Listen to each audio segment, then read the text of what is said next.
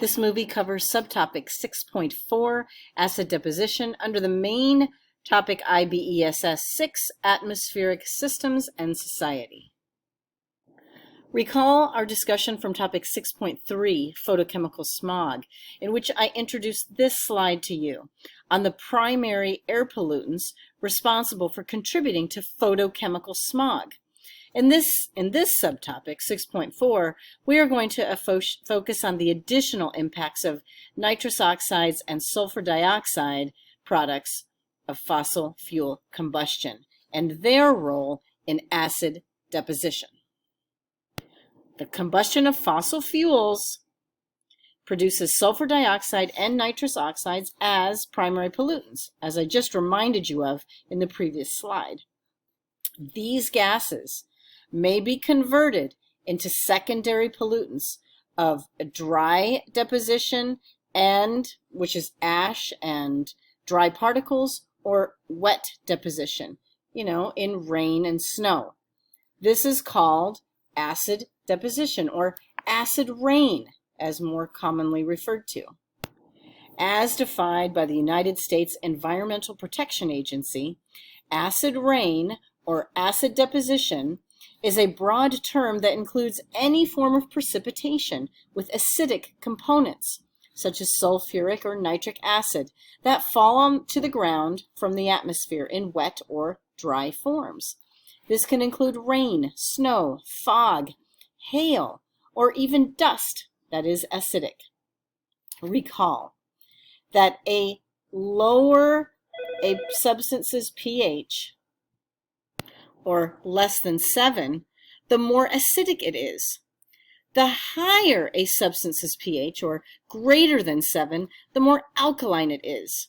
Normal rain has a pH of about 5.6. It is very slightly acidic because carbon dioxide dissolves into it, forming weak or carbonic acid. Acid rain usually has a pH between 4.2 and 4.4. But certain pollutants increase acidification of rain, which can sometimes fall to lower than pH 2. Stop the movie and review this pH scale, reminding yourself of what acidic means and what alkaline means, and review common substances that are either acidic or basic. And again, reminding yourselves what rain and acid rain, where that falls. Here is an illustration of the acid rain pathway. So emissions of sulfur dioxide and nitrous oxides are released into the air, where the pollutants are transformed into acid particles, sulfuric and nitric acids, that may be transported either locally or longer distances.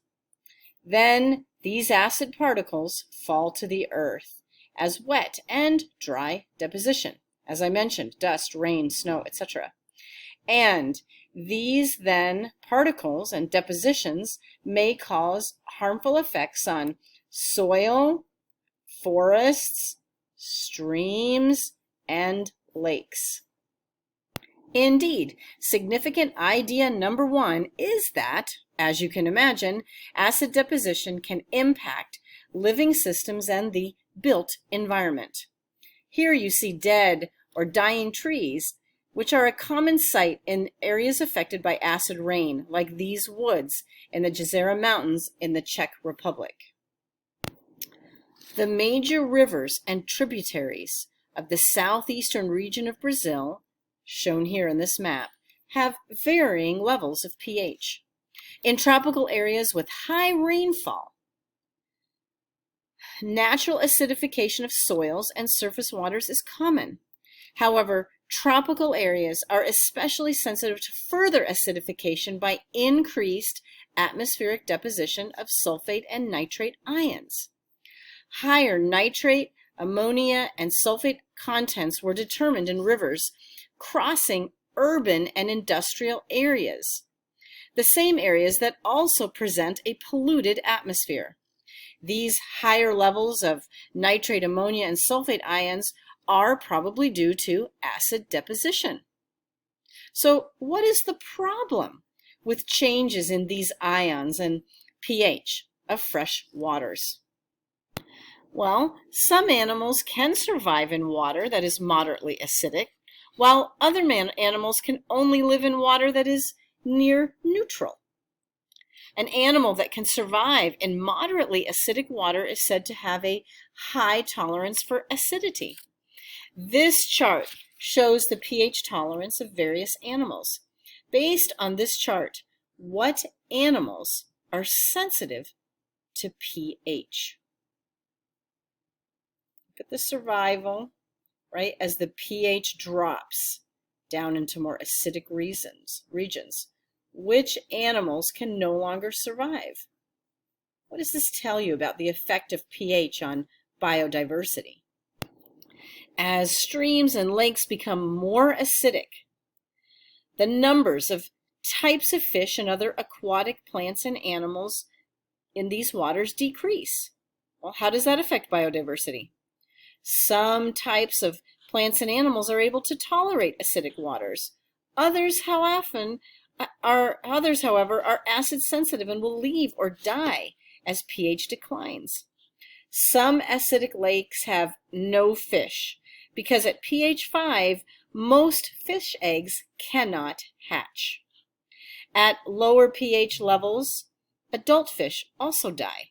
Substances like aluminum that wash into the water from the soil can also harm and kill fish. Here is an example of the effect of acidification on a natural lake. Acid deposition also affects forests and nutrient levels. This is manifested then by leaves and buds showing yellowing or loss of chlorophyll, and the damage in the form of lesions, thinning, and wax cuticles. These and other changes reduce growth and allow nutrients to be leached out and washed away, and pathogens and insects to gain entry. Symbiotic root microbes are killed and greatly reduce the ability of nutrients, further reducing tree growth.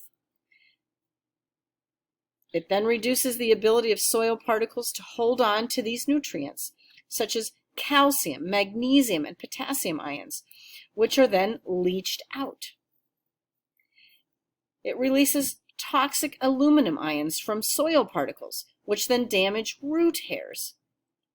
Thus, trees are weakened and may die. Stop the movie and study this illustration to compare the acid impact on forests. You've heard this idea of aluminum coming up as a consequence of acid deposition. Well, this is why. When precipitation is acidic, it results in a decrease of soil pH. This makes aluminum becoming more soluble. So aluminum is released from the soil and eventually ends up in streams and rivers. Fish are particularly sensitive to aluminum in the water. At low aluminum concentration, aluminum disturbs the fish's ability to regulate salt and water in the body. This inhibits normal intake of oxygen and salt, leading to death. At higher aluminum concentrations, a solid forms on fish's gills, leading to death by suffocation. So another impact of acid deposition, this effect of aluminum ions and aluminum becoming available in the wrong ways. The impacts of acid deposition on lichens. A lichen is not a single organism.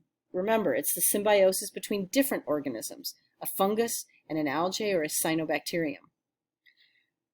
Lichen grow on trees and buildings. And they are particularly sensitive to pollutants like sulfur dioxide. Look at this graph, indicating lichen diversity as a function of sulfur dioxide concentration. Immediately downwind from heavily polluted industrial regions, very few tolerant lichen species are found. Lichen are thus an indicator species of high level of air pollution. Lichen species can be used to determine pollution levels. Acid deposition affects human constructions. Limestone buildings and statues, including those with great historical value, react with acid and simply dissolve. Here you see the impact of years of exposure to acid rain. In Mexico, the country's cultural heritage of the Mayan ruins is at risk of being dissolved by acid rain. Even the famous Taj Mahal in India has become discolored due to air pollution and acid rain. Acid deposition also affects human health. Dry deposition is in the form of small particles of sulfates and nitrates, and these penetrate into our houses and our lungs. Premature death from lung disease, such as asthma and bronchitis, can result from this. To summarize the effects of acid deposition, the possible effects of acid deposition on soil, water, and living organisms include direct effects, such as acid on aquatic organisms and coniferous forests; indirect effects, such as the solubility of metal or aluminum ions on fish; and indirect nutrient effects, such as the leaching of plant nutrients. All of these have been discussed in the previous slides. Stop the movie and study this figure for a review on acid rain. Be aware that the impacts of acid deposition may be limited to areas downwind of major industrial regions, but these areas may not be in the same country as the source of the emissions. To understand this idea, take a look at this map. Here are regions of polluted air emissions, right? The purple, leading to acid rain. But notice that the acid rain occurs mainly downwind of major industrial regions. For example, the Amazon forest is affected from acid rain originating in Colombia, resulting from air pollution generated in Ecuador and Peru. What responsibilities do you have to minimize the presence of acid rain? In summary, acid precipitation effects are regional. Dry deposition often occurs quite close to the source, while wet deposition occurs at slightly longer distances from the source of primary pollutants, right, due to the impact of wind carrying the pollutant. Which leads us to the significant idea number 2. The pollution management of acid deposition often involves cross-border issues. You need to be able to evaluate pollution management strategies for acid deposition. Remember the table with which you evaluate pollution management strategies. These are the 3 levels of management: at the human activity producing the pollutant level, at the release of the pollutant into the environment level, or at the impact of the pollutant on ecosystems. You will apply these same criteria to pollution management of acid deposition. Altering human activity producing the pollution. What can you do? Right? You can conserve energy, turn off the lights and use energy efficient bulbs, drive less, walk, take the bus or bike, reduce your carbon footprint, volunteer to help clean up trash and litter in local streams and rivers, recycle, conserve water.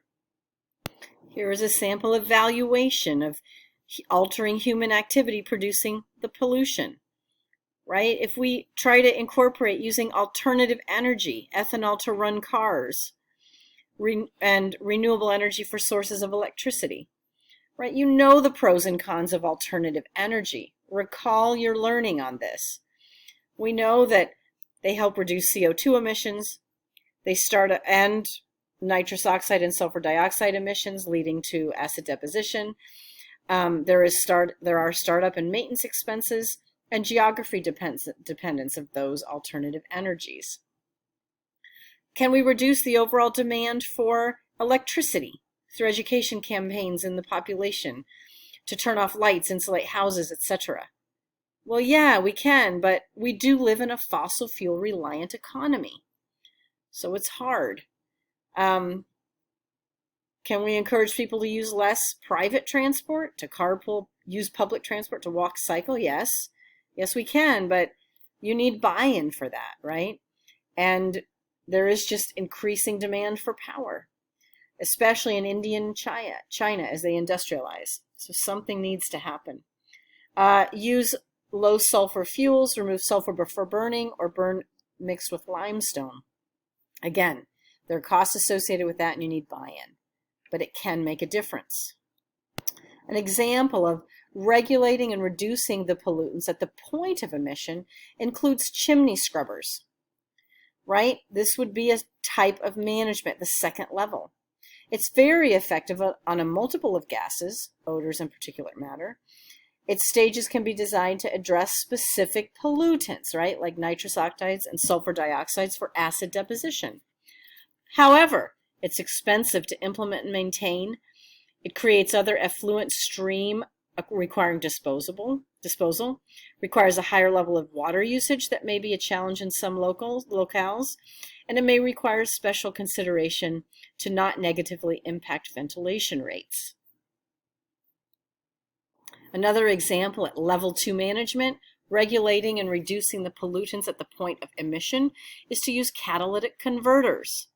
This is an exhaust emission control device fitted between the engine and the muffler on automobiles, located as part of the exhaust system to remove toxic gases. Well, the pro obviously is clean air from exhaust. However, it results in decreased horsepower. The engine uses more energy for the converter and for burning the elements. Therefore, you get reduced gas mileage. Again, the catalyst slows down the circulation process of the emissions, leading to higher consumption of fuel. And you might have engine overheating from the additional need to burn more, right? So there's some difficulties and challenges with using the catalytic converters. Here's an example of taking a type of action at level 2, regulating and reducing the pollutants at the point of emission, and evaluating them, right? Using cleanup technology at the end of pipe locations, points of emission, like the chimney scrubbers to remove sulfur dioxide. Again, those can be expensive. Sometimes the cost of that technology is passed on to the consumer. I mentioned the catalytic converters to convert nitrous oxides back to nitrogen gas. Those are also can be expensive, but they are cost effective if well maintained. An example of pollution management and the cleanup and restoration stage is liming.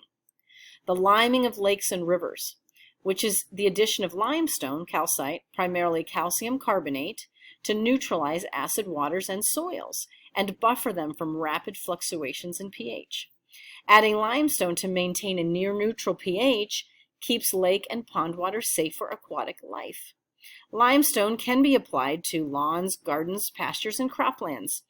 It can be applied to lakes, ponds, and their surrounding watersheds. The advantages of lime: it's inexpensive, it's available, it's not toxic, it's a natural mineral, it's easy to distribute, and it dissolves in water. Some disadvantages of liming is that liming has to be repeated regularly, and that makes it costly. Liming affects biodiversity in other ways, and liming treats symptoms, but not the cause. To put perspective on another third-level management strategy, regulation, let's go over a timeline of air pollution, specifically, of course, in the context of acid precipitation and deposition. During the 1970s, evidence for acid rain accumulates to include the death of vast tracts of German forests, loss of lake biodiversity, and accelerated weathering of buildings. In 1970 in the U.S., we had the U.S. Clean Air Act. In 1979, the UN Convention on Long-Range Transboundary Air Pollution took place. In 1983, the convention modified, and 15 European countries, the USA and Canada, agreed to cut sulfur emissions by 30% of the 1980 levels by 1993. In 1985, 30 countries adopted the Protocol on the Reduction of Sulfur Emissions, agreeing to reduce sulfur dioxide emissions by 30%. This was called the 30% Club. All of the countries that signed the protocol achieved this reduction, and many of those that did not sign have also met these reductions. In 1988, the Sofia Convention for reducing nitrogen oxides by 30% also took place. Most countries missed this target due to increase in motor vehicles. In 1994, the UN Convention further modified to cut emissions by 80%. You might want to stop the slide and take a look at the additional details I have here. Again, stop the movie and study the different stages, but realize that by 1999, 27 countries signed up to the new protocol on long-range transboundary air pollution to reduce and prevent air pollution. The Clean Air in North America, I mentioned the Clean Air Act. And in 1995, the Clean Air Act further targeted sulfur dioxide emissions to below the 1980 levels. So have those regulations been effective? Well, yeah, by the 2000s, you already see recovery, signs of recovery showing, and studies showing that there have been cost benefits of over $100 billion due to the acid rain program. Here is some data from that same timeline range. Look at the trend of nitrous oxides and sulfur dioxide concentrations over time. Additionally, look at the trend of hydrogen ions in the precipitation over time. Is acid rain increasing or decreasing? Are these pollutants staying the same or are they decreasing? So you could argue by these graphs and by looking at the details of that timeline that regulations have made a positive impact. Here's an overview or an example of evaluating types of action on pollution management in the third level, cleanup and restoration. Liming acidified lakes and rivers. Right, I talked about that in quite detail. It is effective in restoring pH, but it has to be repeated regularly. It's costly, it affects biodiversity, and it treats symptoms and not the cause. We've talked about recolonizing damaged areas in the context of other topics. Liming forestry plantations is similar to liming lakes and rivers.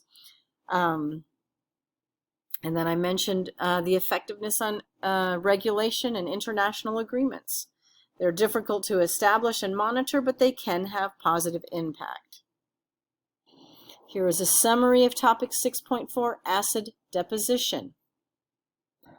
This ends the movie for IBESS topic 6.4, acid deposition, under the main topic of IBESS topic 6, atmospheric systems and society. The slides were created by me, Dr. Nina Markham. Image sources are indicated with a URL under the image. If all images on a slide are from the same source, this source is simply cited at the bottom of the slide. Another resource for you is your IBESS textbook, whether in hardback form or online, such as Cognity. Thank you for listening.